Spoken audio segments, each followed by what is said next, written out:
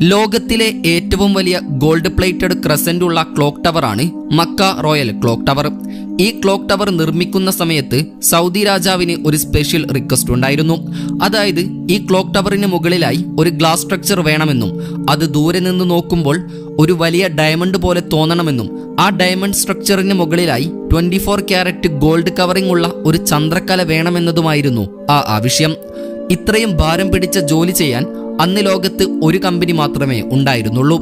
അതായിരുന്നു famous German company ആയിട്ടുള്ള Riva GmbH. പക്ഷേ ഈ കമ്പനിയുടെ എഞ്ചിനീയേഴ്സും ഇതിന്റെ ഓണറുമെല്ലാം മുസ്ലിം മതവിശ്വാസക്കാരല്ലായിരുന്നു. അതിവിടെ പറയാൻ കാരണം മക്കയിലേക്ക് പ്രവേശനം മുസ്ലിങ്ങൾക്ക് മാത്രമാണെന്ന് നമുക്കറിയാം. അതുപോലെ സൗദിയിലെ നിയമങ്ങളും കർശനമാണെന്ന് നമുക്കറിയാം.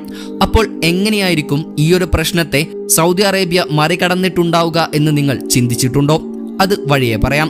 മക്ക റോയൽ ക്ലോക്ക് ടവറിന്റെ ഏറ്റവും മുകളിലെ ക്രസന്റ് അഥവാ ചന്ദ്രക്കല ഭാഗത്തിന് 2 പാസഞ്ചർ ബസ്സുകളുടെ ഭാരം ഉണ്ട് എന്നുള്ളതാണ് സത്യം. കൂടാതെ 600 മീറ്ററോളം ഉയരത്തിലാണ് ഇത് പ്ലേസ് ചെയ്തിരിക്കുന്നത്. അതുപോലെയുള്ള ഈ ടവറിലെ മറ്റൊരു എഞ്ചിനീയറിംഗ് അത്ഭുതമാണ് കിലോമീറ്ററുകൾ അകലെ നിന്ന് വരെ കാണാൻ കഴിയുന്ന ഈ വലിയ ക്ലോക്ക്. ഈ ക്ലോക്കിന്റെ ഓരോ സൈഡും 43 മീറ്റർ വൈഡിലാണ് നിർമ്മിച്ചിരിക്കുന്നത്. അതായത് ക്ലോക്കിന്റെ ഒരു സൈഡിന് മാത്രം 16,000 സ്ക്വയർ ഫീറ്റ് ഉണ്ട്. അതായത് 500 സ്ക്വയർ ഫീറ്റ് ഉള്ള 35 വീടുകൾക്കുള്ള സ്ഥലമാണിത്. അപ്പോൾ തന്നെ ഇതിന്റെ വലുപ്പം നമുക്ക് ഊഹിക്കാമല്ലോ. കൂടാതെ ഈ ക്ലോക്ക് ടവർ നിർമ്മിക്കാനായി $16 ബില്യൺ അഥവാ ഇന്നത്തെ ഇന്ത്യൻ രൂപയുടെ മൂല്യമനുസരിച്ച് 1,37,000 കോടി ഇന്ത്യൻ രൂപയാണ് ചിലവഴിച്ചിട്ടുള്ളത്. ഇതുകൊണ്ടാണ് ലോകത്തിലെ മോസ്റ്റ് എക്സ്പെൻസീവ് സ്കൈക്രാപ്പറിൽ ഒന്നായി മക്ക റോയൽ ക്ലോക്ക് ടവർ മാറിയത്. കൂടാതെ ഇപ്പോൾ ലോകത്തിലെ ഏറ്റവും നീളം കൂടിയ 4ാമത്തെ ബിൽഡിങ്ങും ഇതാണ്.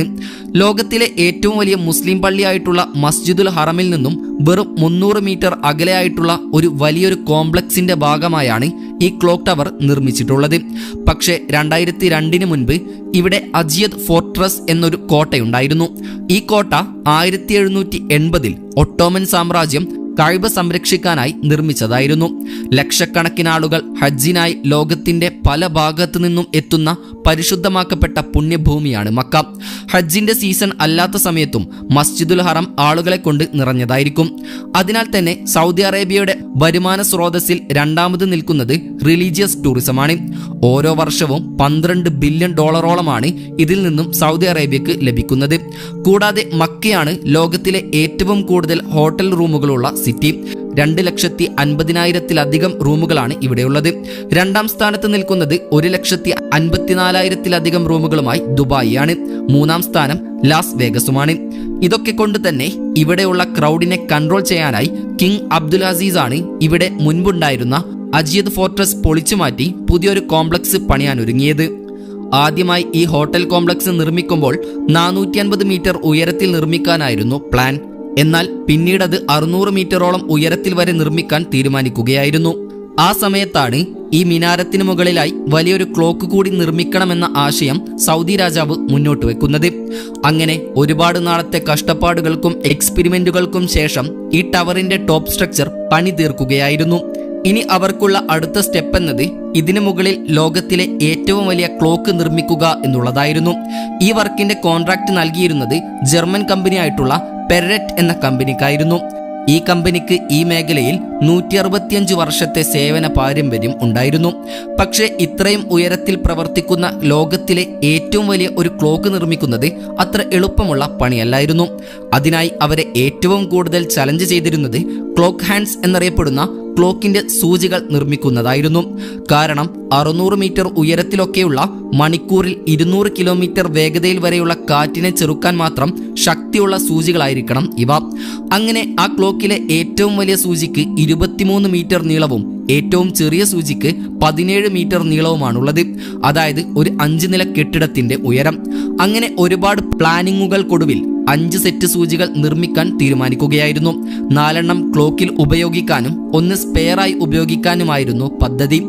ഈ ഓരോ സൂചികൾക്കുള്ളിലൂടെയും ഒരാൾക്ക് നടക്കാൻ പാകത്തിന് വലിപ്പമുള്ളതായിരുന്നു.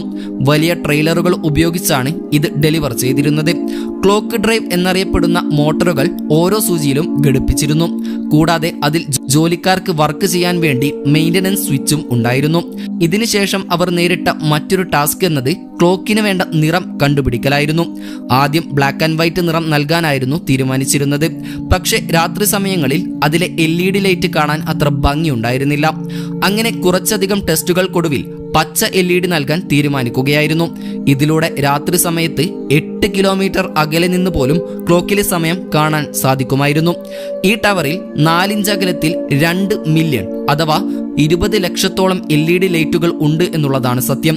ഈ LEDകൾ മക്കയിലെ ചൂടുള്ള കാലാവസ്ഥയിലും കേടുവരാതിരിക്കാൻ തക്ക രീതിയിൽ വർഷങ്ങൾ സമയമെടുത്താണ് ഡിസൈൻ ചെയ്തിരിക്കുന്നത്.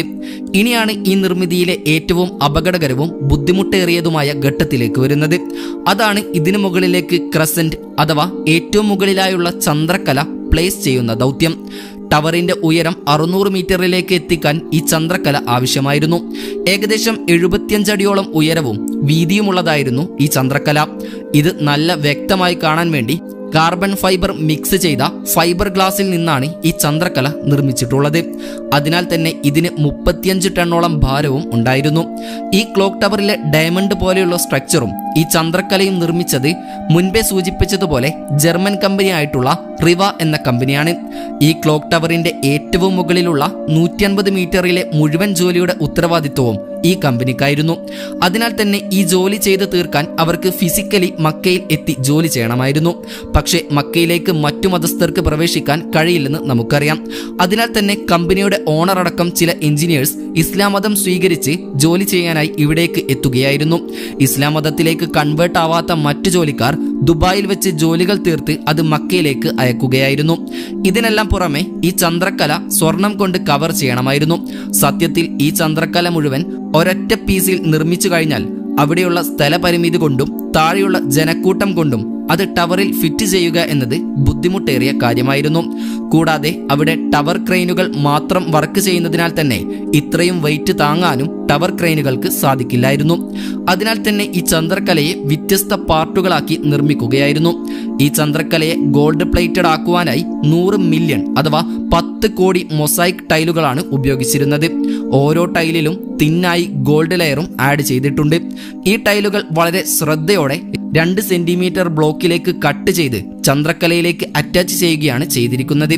ഈ ചന്ദ്രക്കല ദുബായിൽ വെച്ചാണ് കൺസ്ട്രക്ഷൻ ചെയ്തിരിക്കുന്നത്. ശേഷം ഇതിനെ മക്കയിലേക്ക് ട്രാൻസ്പോർട്ട് ചെയ്യുകയായിരുന്നു. ഇതിന്റെ ഡെമോ ആദ്യം ദുബായിൽ വെച്ച് ടെസ്റ്റ് ചെയ്ത ശേഷം പ്രശ്നങ്ങളെല്ലാം പരിഹരിച്ച ശേഷം മക്കയിലേക്ക് അയക്കുകയായിരുന്നു. കഴിഞ്ഞില്ല. ഈ ഒരു ചന്ദ്രക്കല 600 മീറ്റർ ഉയരത്തിൽ ഇൻസ്റ്റാൾ ചെയ്യുക എന്നതായിരുന്നു അടുത്ത വെല്ലുവിളി. മുൻപ് സൂചിപ്പിച്ചതുപോലെ ഇതിനെ 4 ഭാഗങ്ങളായാണ് നിർമ്മിച്ചിരിക്കുന്നത്. ഓരോ ഭാഗത്തിനും ഏകദേശം 4 ടണ്ണോളം ഭാരവും ഉണ്ടായിരുന്നു. എന്നാൽ ശക്തമായ കാറ്റും നല്ല രീതിയിലുള്ള ഉയരവും പെൻഡുലം എഫക്റ്റ് കാരണത്താൽ ഇതിന്റെ ഭാരം വർദ്ധിപ്പിക്കുമെന്നതാണ് മറ്റൊരു വസ്തുത. ഈ പറഞ്ഞതുപോലെ ചന്ദ്രക്കലയുടെ ഒരു ഭാഗം ഉയർത്തുന്നതിനിടെ കാറ്റടിച്ച് അത് ആടിയിളകാൻ ആരംഭിച്ചപ്പോഴേക്കും ജോലിക്കാർ പെട്ടെന്നതിനെ റോപ്പ് ഉപയോഗിച്ച് കെട്ടി അതിന്റെ ആട്ടം നിർത്തുകയും ശേഷം പതിയെ അതിനെ കൃത്യമായ സ്ഥലത്ത് പ്ലേസ് ചെയ്യുകയുമായിരുന്നു.